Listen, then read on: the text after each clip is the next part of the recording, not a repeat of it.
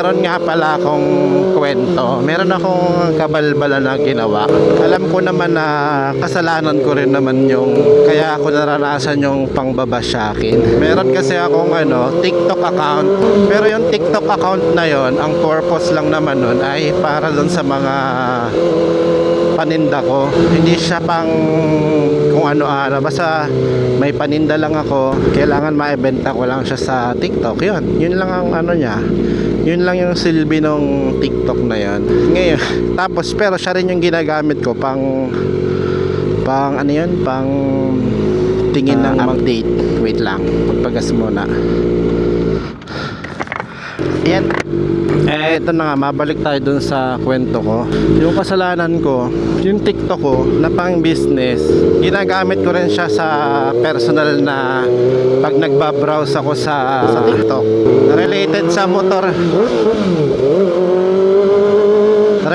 motor, syempre yung lalabas sa akin dun dahil yun yung lagi kong pinapanood. Ngayon, ito na yung nangyari. Meron akong bigla na lang siyang, ang normal kasing lumalabas sa akin sa feeds ko, yung mga small displacement, tsaka yung mga Kawasaki. Yun lang naman. Tapos like lang naman ako, like. Tapos eto na, lumabas yung CF Moto yata yun na brand, yung 600 something cc. Ang galing naman, ang ganda rin naman talaga ng motor na yon. Maganda yung sounds, maganda yung lahat na daw, technology daw, maganda. Tapos may mga nang babash sa kanila na Rusi, China bike. Hindi naman may iwasan yun na may mag-comment ng ganon.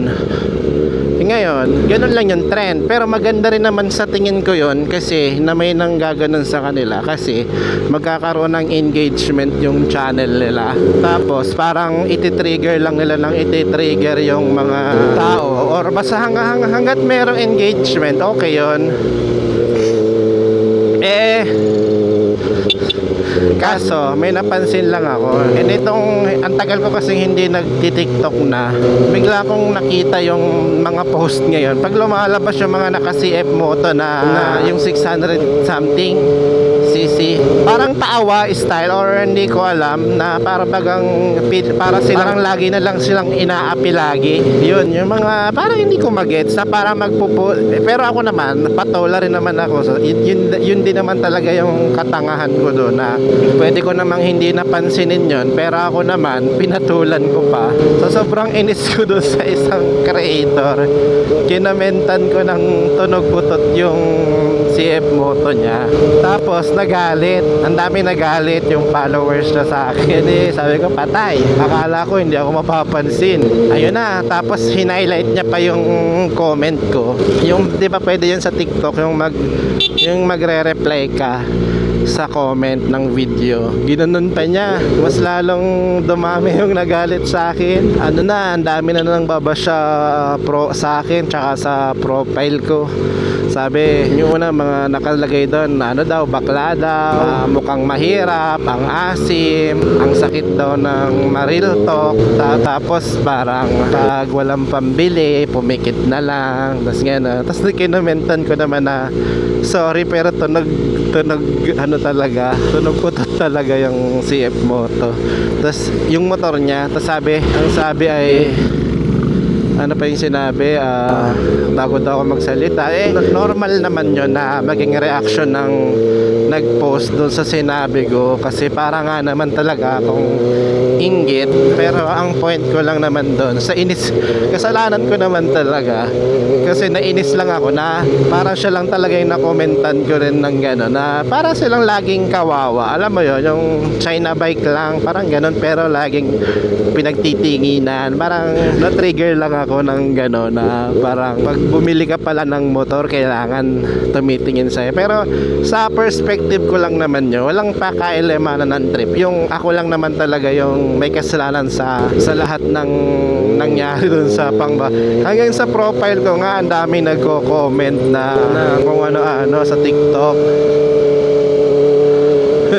Sabi ko, wag lang talaga nilang malaman yung iba kong account, kundi patay, durog ako sa bashing. Ngayon ngayon, sabi ko doon sa kaibigan ko, ano kaya ka ako kung patulan ko yung yung taong yon. Pero sabi ko, hindi naman ako influencer para patulan yung tao na yon. Parang sabi ko doon sa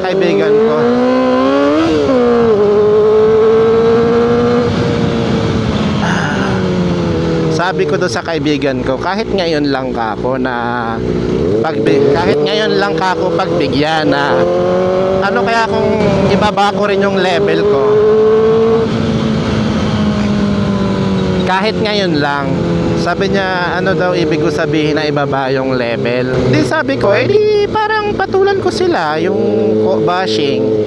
Sabi niya, paano ko daw papatulan yung bashing na ganon? Kasi sabi niya, ang comment lang naman na sa akin yung mga walang pambili, inggit, pikit, ganon. Hindi naman nila alam na may big bike din. Sabi ko, what if kaya kung patulan ko rin na kasi yung may-ari. Pero sabi ko nga, naintindihan ko naman siya. Pero sabi ko, ito lang yung nasa isip ko lang naman. Hindi ko naman siya gagawin. Pero sabi ko, what if ganito ang gagawin nga? Ang gagawin ay susuotin ko yung bracelet ko, yung gold bracelet ko dito. Tapos, mag-shot ako ng video na parang POV na nagsasalita ako na naka-highlight yung mga comment nila. Tapos bubuksan ko yung bodega para makita nila tong motor. Tapos pero naka-highlight yung bracelet. Ngayon, tapos ano naman daw ang connection ng bracelet, sabi ng barkada ko kung ganong video, wala naman makakagets nun. Hindi, sabi ko i-flex ko lang na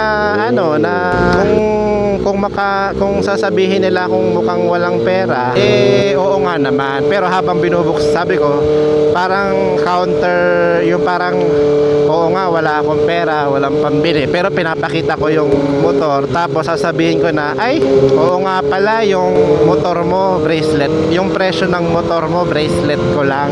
Parang ganon. Pero sabi ko, ano lang naman yon, sa utak ko lang kako yun, hindi naman ibig sabihin na gagawin talaga. Tapos tumatawa lang siya. So sabi niya, wag mo nang kasi parang wag mo nang ibaba yung level mo dun sa ganong klase. Sabi ko nga naman, pero natatawa lang ako na, kaya nga sabi ko sa kanya, sineshare ko lang yung thought sa kanya para hindi ko na siya i-post.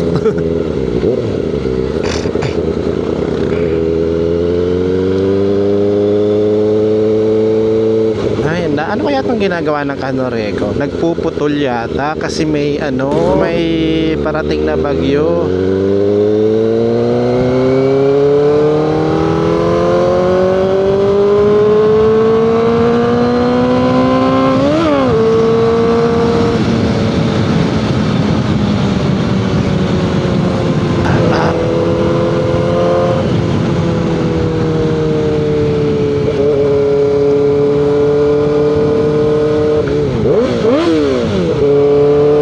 Masisira yung natin yung clutch lining.